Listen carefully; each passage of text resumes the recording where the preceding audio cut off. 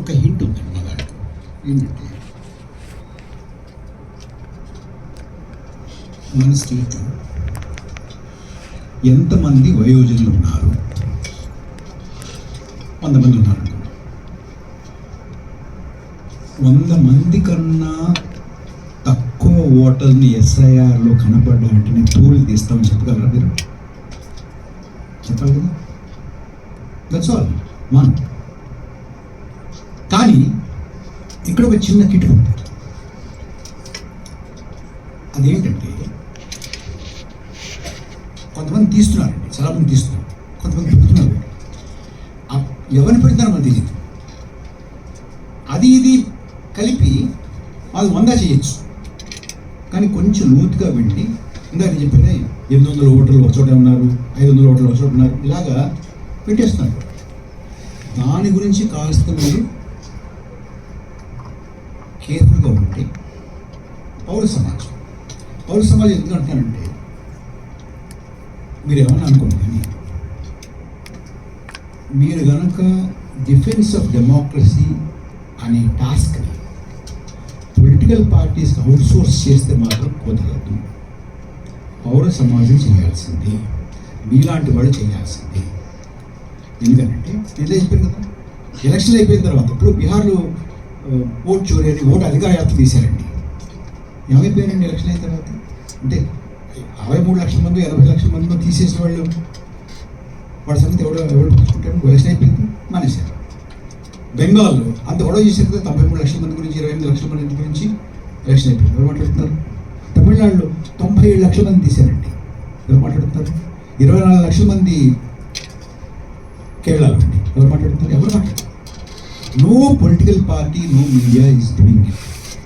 అంచేత ప్రతి రాష్ట్రంలోనూ, నేను చాలామందితో చెప్తున్నాను ఇది, ప్రతి రాష్ట్రంలోనూ డిలీటెడ్ ఓటర్స్ అసోసియేషన్స్ పెట్టుకోవాలి. దాన్ని ఒక ఆల్ ఇండియా కాన్ఫెడరేషన్ చేయాలి. ఇంతమంది 16 కోట్ల మంది మమ్మల్ని తీసేశారు అని గగ్గోలు పెట్టాలి. నేను కాదంటలేదు, అందులో పోయిన వాళ్ళని తీసుకుంటారు. ఇప్పుడు 10 మంది పోయిన వాళ్ళు ఉంటే ఆ పేరు మీద 50 మంది తీస్తున్నారు. పాయింట్. ఇప్పుడు మన రాష్ట్రాల్లో ఇంతమంది కన్నా మీరు ఓటర్ లిస్టులో తక్కువ ఉండడానికి వీల్లేదు. First condition.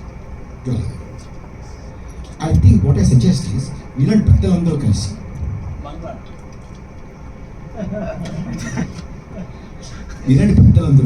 మనలాంటి పెద్దలందరూ కలిసి ఎలక్షన్ కమిషన్ ఆఫ్ ఇండియా ఆయన వారి అధికారి ఇక్కడ ఒక ఆయన CEO ఆయన కాబట్టి మీరు మా తెలంగాణలో ఉన్న వయోజనుల సంఖ్య కన్నా ఒక్క ఓటర్ తక్కువగా ఉన్నాడా మీ ఎస్ఐఆర్ తర్వాత ఇచ్చేటువంటి ఓటర్ల జాబితాలో మీ తోలు తీస్తామని చెప్పాలి. నెంబర్ 2, మీకు 2002 వాడు ఇవ్వట్లేదండి, కానీ నేను కొంతమంది సంపాదించాను. 2002లో ఇక్కడే ఉన్నారు లిండో గారు, మీరు కావాలంటే కలవండి. లిండో గారు ఒక సోషల్ ఆడిట్ ప్రాసెస్ని పెట్టాడు 2 చోట్ల. నేను సాయి నీకును జ్వాల గారికి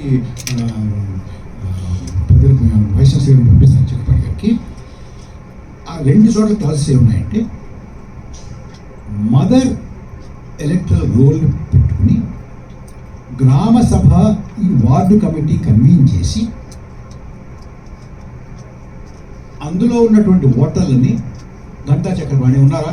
ఉన్నారు అంటారు. లేదండి ఇక్కడికి వెళ్ళిపోయాడు, కలపట్లేదు, తీసారు. పలానావాడు చనిపోయారండి, తీసారు. ఇది 100 మందిలో 200 మందిలో ఆ వార్డులో ఇది చదివి పారదర్శకంగా పేర్లు చదివి వాళ్ళు ఒప్పుకుంటే రివైజ్ చేసి మళ్ళీ ఆ రివిజన్ లిస్ట్ని పట్టుకొచ్చి చదివి వాళ్ళు ఒప్పుకున్న తర్వాత అప్పుడు ప్రకటించాలి అని పెట్టాడు. మరి మీరు చేయట్లేదు. ఇంకా ఉంది, ఇంకా 2023 ఎలక్షన్ కమిషన్ ఆఫ్ ఇండియా రూల్స్లో ఇంకా ఉంది. నేను పంపిస్తాను కావాలంటే ఆ ఎక్స్ట్రాక్ట్ పంపిస్తాను. సో ఈ 2 కనుక మీరు చేస్తే ఏ వార్డు కావార్డు, ఏ గ్రామసభ మనం ఇవి ఇలా చేస్తే ఒప్పుకుంటారు. అసలు ఎస్ఐఆర్ జరిగింది కదా,